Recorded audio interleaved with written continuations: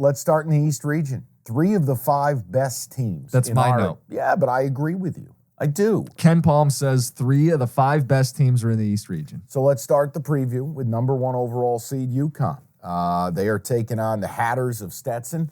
If you're like me and like Stetson's logo, don't bother trying to buy apparel. They don't have any. You go to their bookstore, I've seen better shit made, by an old lady. They're like, the hats look like they're crocheted. They don't have anything. But UConn, number 2 in the net, 13-3 in quad 1 games. They're a machine. That's why they're laying 26.5. Stetson's first tourney ever.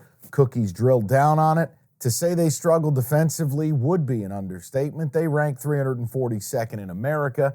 Fun fact, I didn't know there were 342 Division I teams. Only a few more than that. Yeah, they're terrible. So this is Buzzsaw City, right? This is rev up the chainsaw, beat them by 30, 40 points, right? Yeah, but it's every reason I lean to the over. Listen, UConn will not be stopped in this game, but your issue in covering 26.5 is as follows. And I always do this, and I don't want people to be upset at me, but it's like when you speak it, it reminds you of reality. You're sitting there, you've watched this game, and you go, UConn, what a pick. And you are up by 29 points with 8 seconds to go. I mean, you're up 80-51. A demolition, right? Mm-hmm. Try hard 3 at the buzzer, lose game. Laying 26.5 is, I think it's irresponsible. I wanted to see if I could convince you of leaning over here. So I think that's one way to play it. The other way would be a first half. And I say it not to be a jackass. Like, it's 16.5 for the first half. Is that a little more digestible for you? He's giving me a look that says only a little bit. There's some heartburn going on there. Fine. Let's talk total. Let's talk what over. You said.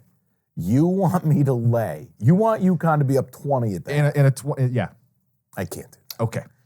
I think the over 144 is a much more palatable possibility that even if UConn pauses, Stetson has good guards. Stetson can shoot the 3. UConn, their offense will score every time down the floor. Could you give me an 85-60 kind of game to get to 145? The math's on that. Jalen Blackman's the guard you're talking for Stetson. 43 in their conference title game. Maybe this guy's just shooting into a 30-point deficit late in the game, and we're not sweating a spread. That's the way the over hits, right? Now, again, he doesn't quit. Is Stetson the worst team in this tournament? No. It's probably Wagner. Okay, Staten Island's University. But this really is. They're arguably the worst team in the field. Yeah, now if you're asking, would I lean taking the points? I would lean to it just because of what I said. But the best play is the over. I think the over could end up in my place. Is that bad? I don't think so, because I think you're covering yourself. I mean, the only downside is if they call the dogs off. Absolute truth. But it's called gambling, not winning. Correct. So, fine. And again, we said we will have a direction we would go. We're not playing every game. You can't play every game. You will go broke.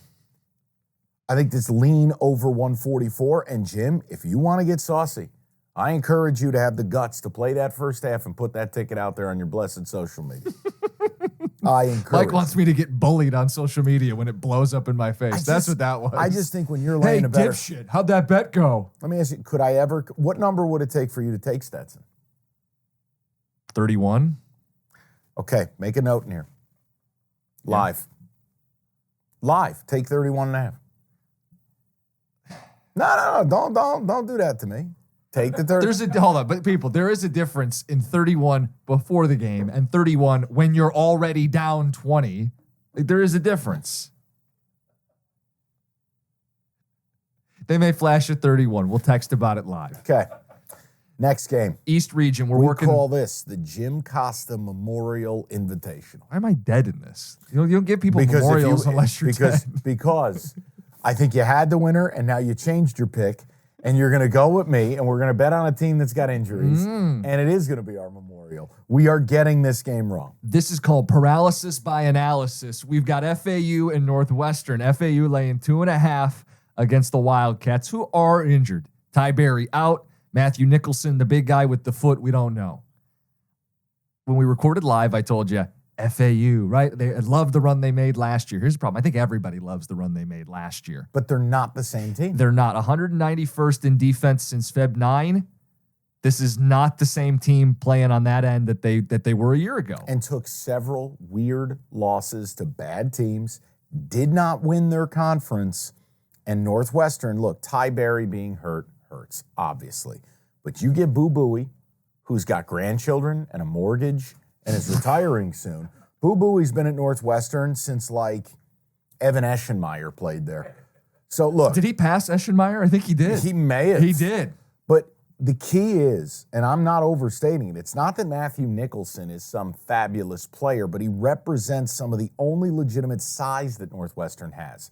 And as much as I like my boy Mancuso, the 6'6" guard who kind of is a forward and will post people up, they need Nicholson because of the 7-foot rushing kid FAU's got. Vlad the Impaler? Yeah, I just feel like, don't we need to kind of wait to see if Nicholson plays to play Northwestern? You'd feel more confident. I think the line moves. You're getting 2.5 if you take the Wildcats today.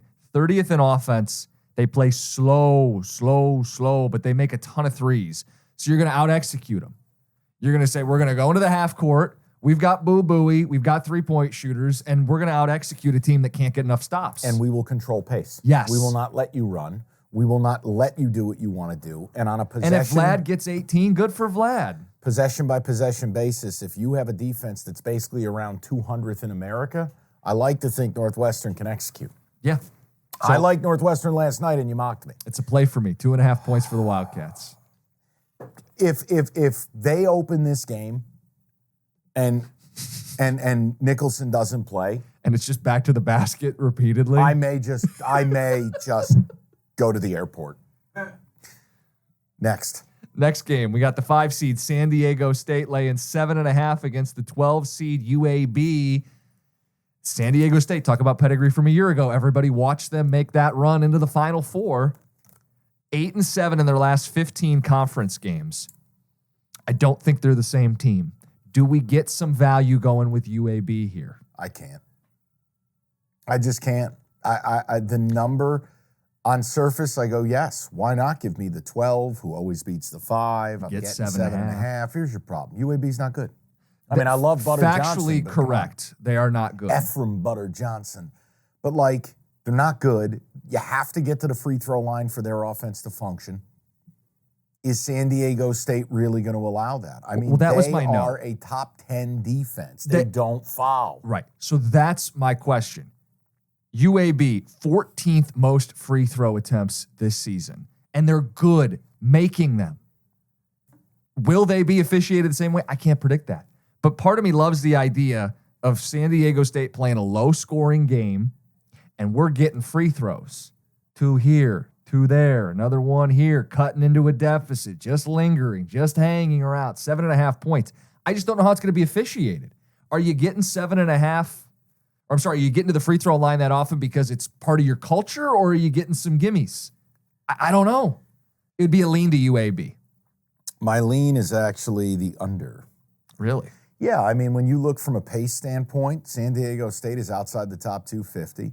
We talked about UAB. You know, they have to get to the free throw line in order to function. And if they don't... Right. San Diego State's a top 10 defense. San Diego State is outside of the top 50 offensively. Yeah. I feel like under 137.5 is kind of where you land. And remember, if this is late stages, and let's say San Diego State is predictably up by 6, 8, 10, they are walking this. They're going to walk the dog. Yep.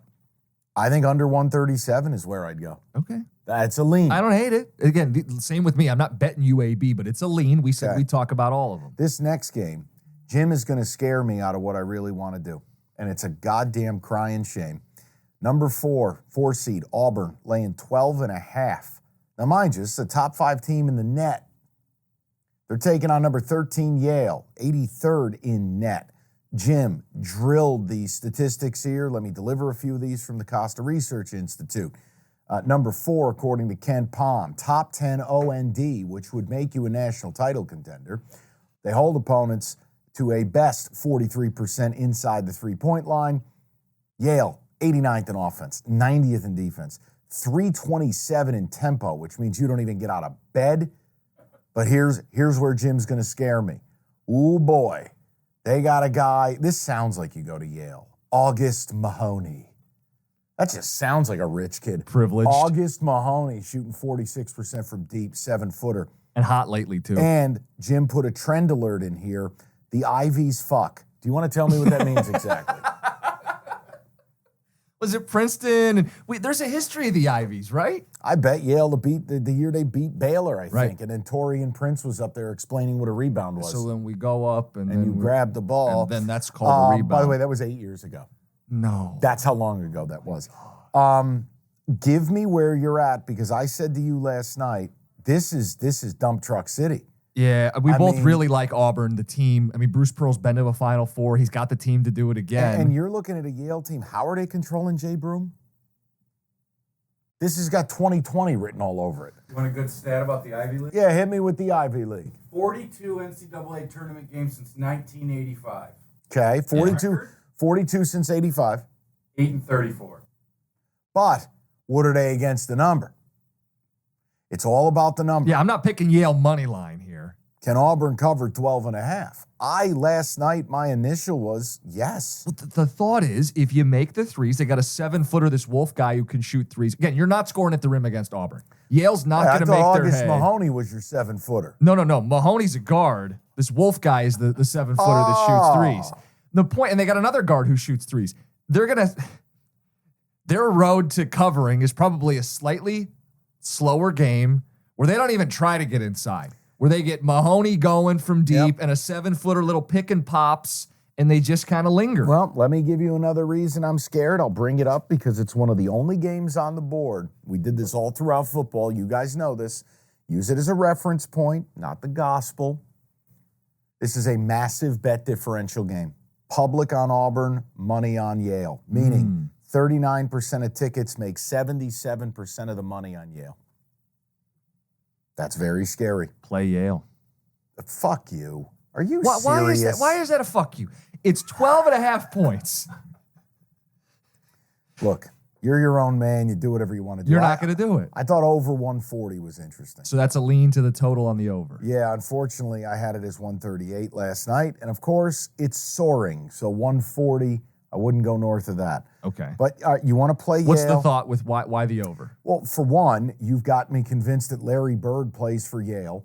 And we know what Auburn's going to do. I mean, look, this is not a good Yale team metrically. And Auburn, I mean, first of all, they're deep. Top 5 in bench points. They have real players that Yale is just not capable of keeping up with. Now, again, I'm with you in that you say, Mike, the pace. Yale doesn't want to do a lot. Well, what if their trips are condensed? It's good three-point shooting.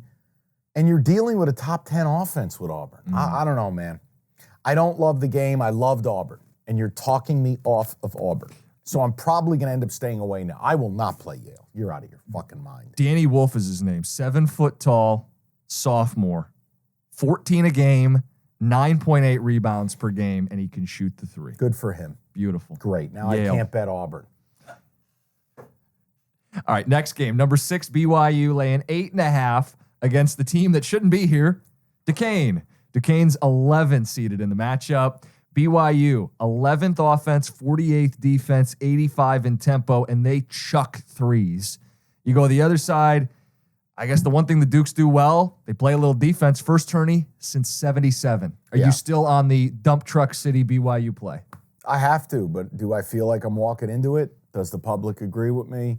Yes. Everybody likes BYU. Yeah, I'm probably screwed. But, like, I watched Duquesne, and that A-10 tournament was a mess. Top 4 seeds got eliminated. Even the night they played Dayton, I didn't think Duquesne was very good. I thought Dayton was fucking horrific. It's a team that look, offensively is morbid. Yeah, you want to tell me they're good defensively? Okay, well, here's the deal. BYU's the perfect team to face them. I don't care if you play great defense. When over half of my shots come from deep as a part of my offense, your elite defense doesn't mean fuck all to me. And here's the deal. BYU's been ice cold the last couple trips. Oh, they're due. I feel like there's a bounce back when the majority of your work is you got 4 players in your starting lineup shooting 37, 38% from deep.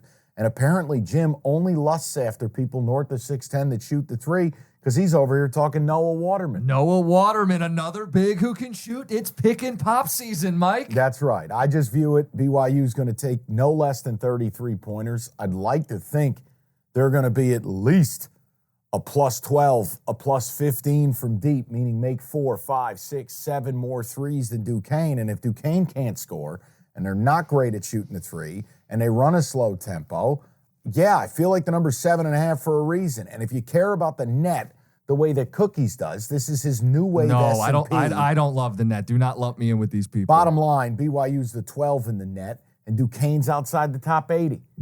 I'm playing I'm going to lose my fucking You're going to play. money. It's a lean. You're actually going to play. Betting on BYU and this bullshit BYU. But you know, okay. Again, you're a grown man. You can bet whatever you want. I'm telling you, you should keep this as a lean because you're gonna take it out on all of us when this team goes ice cold and can't bury a 3. And you know what? And a team that shouldn't be there hangs around. And you'll win because it'll be on the pod, and you won't have to do much of anything because I'll be Just kick my fucking feet up. livid. Who was the DePaul coach? We get a reset of that. Tony Stubblefield. There we go. Okay, next game. Illinois laying 11.5 against Morehead State, the 3-14 matchup. Illinois, great offense, not much on defense. They play fast. And they get no stops. That's the type of team that's on upset alert. Yep. But everybody's betting Morehead. Yep. Look, this is dicey to me, because you're right. Everyone's on Morehead State. First of all, Terrence Shannon has gone fucking nuts here. I mean, 35 against Nebraska, 40 in the final. Man alive. He is scoring like crazy. I love Hawkins as their energy guy, very punchable face, but man, energy guy. He'll get you a rebound, he'll get you a block, he'll knock down a shot, a little bit of a jack of all trades. What scares me here is, first of all, Brad Underwood. Yes. Brad Underwood, now, I'll always owe this guy a very nice dinner because my favorite play years ago, Stephen F. Austin was playing West Virginia, and that's when Brad Underwood was out there. And this was like our play at a millennium back in those days. And I took the whole crew out to a beautiful dinner from Brad Underwood's mean face. He is terrible in the tournament since that magical day. That's 1. 2, they don't stop anybody. Now, your problem is you're playing a Morehead State team that, once again, essentially the slowest team in America with a 335 tempo. They're going to play a shit ton of guards. They're going to walk this thing up the floor. This is one of the biggest differentials in net in the entire tournament. Illinois almost top 10, Morehead outside the top 100. I actually thought under 147.5 could be interesting. It depends whose pace wins out, right? Yeah, but again, and I see a case for it. Here's the weird thing with Illinois too. Like they haven't made a Sweet 16 under Underwood, and I feel like they've been in this position before. But they normally win the first game. Yeah, but are they going to win it by 12 or more? No, you know what I'm saying. No, I know. That's what we're talking about. We're not talking wins and losses. Later on, if you want to do a money line parlay, we can do it. But here's the thing. I don't like Illinois in the tournament. I just don't know if this is the team to get them. Yeah, I think the under 147.5 is interesting. I think I would lean Morehead State, but I don't think they're the team that I think can really take advantage of Illinois. Now, they're not a top 100 offense. It's like if you showed me a team on the other side that could either. Well, and here's the other thing I don't like. This is also a very scary thing, and I don't think it'll be this way by the time everybody in their sleeveless T-shirts is drunk and pounding Marlboro Reds and betting Thursday.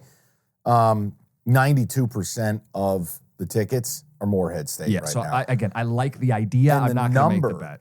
The number's also moving into a range. Can I do a teaching point?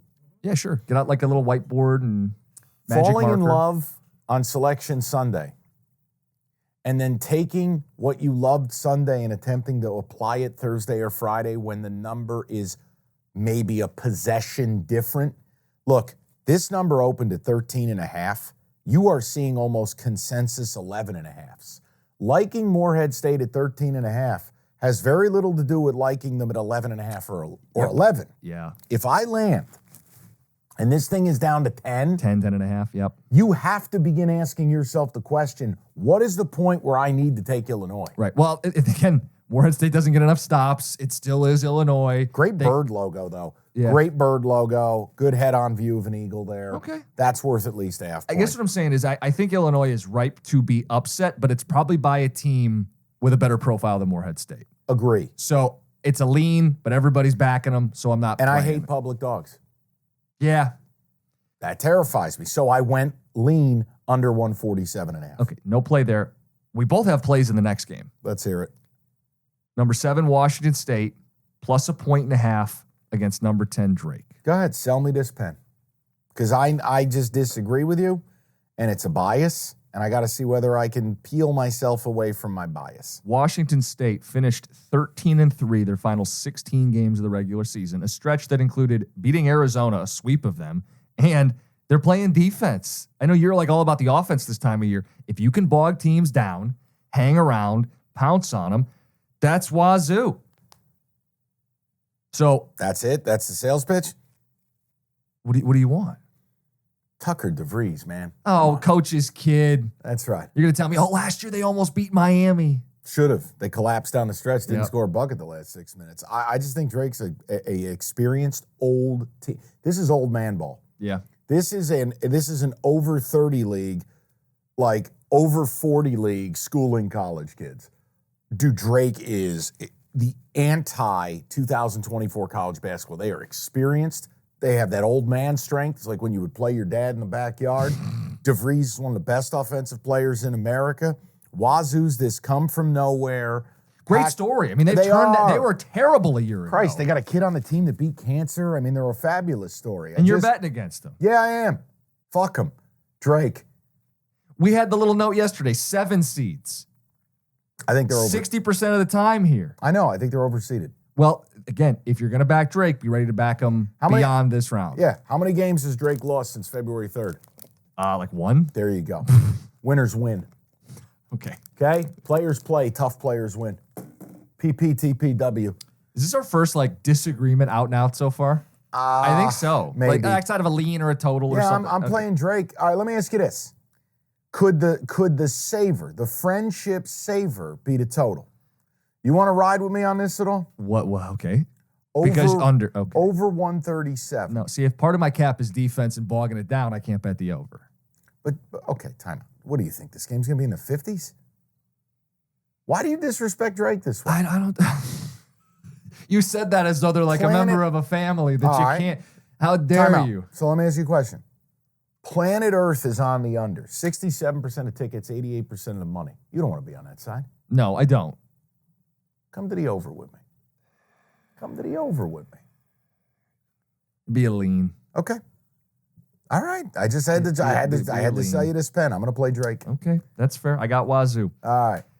2 seed Iowa State Oh, my boy, Otzelberger. laying 16.5 against the 15 Could seed. that dude's polo shirts get tighter? Otzelberger really wants you to know that at one point he hit the gym. Like, I don't think it's still happening, but he gets his. I'm convinced TJ Otzelberger takes his polos to a tailor. He's getting those sleeves pinched in. His arms aren't big enough to fill it, but he wants you to believe that he is. You don't think he's still hitting the gym though? Nah, I think Not like he did at his peak. I think he's getting his polos darted in, and he wants you to believe that he's still the Otzelberger of 15 years ago, because he's out there, and these polos are body paint. Body paint tight. Now, I'm not telling you he's not in shape, but I don't think he's nearly as jacked as he wants you to believe. You think it's all a game, right? I Like think how there's your clothes fit. a little bit of an illusion. Okay. I think he's Funhouse mirror. You heard it here Otzelberger first. should be in the large, but he's in the medium because he looks buffer. The medium, and he's run the dryer cycle a couple What's times always too much. fascinating too, hair perfectly coiffed. Not a strand is ever out of place for Otzelberger. I'm just giving you the real scouting report. Any pod can tell you about net rating. We're talking about darted polo shirts. You know, Mike, many people haven't pointed out that his hair is actually a metaphor gorgeous. for his defense, where not a single guy out of place. This is the number one defense in America right now. And they force turnovers. Steals. They got 2 guards that force like 2 steals a game. They swarm you. They are a defensive power. They just out-defensed Houston the other day. They out everything. I know. But like that's their profile is they don't have a star. They don't make a ton of threes. They defend. What do you want to do? 16.5 points, South Dakota State. Nothing is remarkable about South Dakota State. They got the Zeke Mayo guard that everybody wanted to get from the portal. He stayed, but nothing jumps out. Their average tempo, not in the top 100 offense or defensive efficiency. There's not a thing that you can point to that says No. Other than 16.5 points is a lot of points. Look, I love Iowa State, but this is one of the only games I really don't have. This is the only game on this episode you're going to hear me just say punt. I don't think there's value in the number, right? No power ranking system suggests you get any value on this. I love Iowa State. I almost feel like, are they running too hot? Well, that would be a question. Do they have any letdown off the Houston game? Right. And again, it is something for me, Jim. You can't be flippant just laying these points. And I don't feel good enough from a numbers standpoint. I'm not going to sit here and tell you I watch South Dakota State basketball. I don't know that I'm comfortable taking the 16.5. If you forced me into this number opened at 14.5. If you start to get out to 17.5, you get to a point you may have to consider the dog. This is a game. It's one of the only ones I'm telling you I am staying away. And I'm sorry. I know we're supposed to give people, you want to lean? The lean is... I give you the lightest of leans to taking the dog. And the number's moving. Just wait until this number gets out a little more. We're recording Monday. Yeah. How much you want to bet by tomorrow? It'll 17s move. are popping. Yeah, I know. Any thought on the under? What is the number? Because that'd be the other thing. If you just think Iowa State's going to make this into a low-scoring slog of a game, and let me get it for you. they're not firing offensively, but you know they end up keeping the game lower scoring. 133.5. Lean to the under. Too low. Yep. But when it's low, we go low. Yeah, I understand. Mike, that's a principle of this podcast. Listen, you're acting like a heroin dealer right now. You're not going to push me into doing something I don't want to do. Hand me your phone. We'll make the bet. Stop. That is the East region.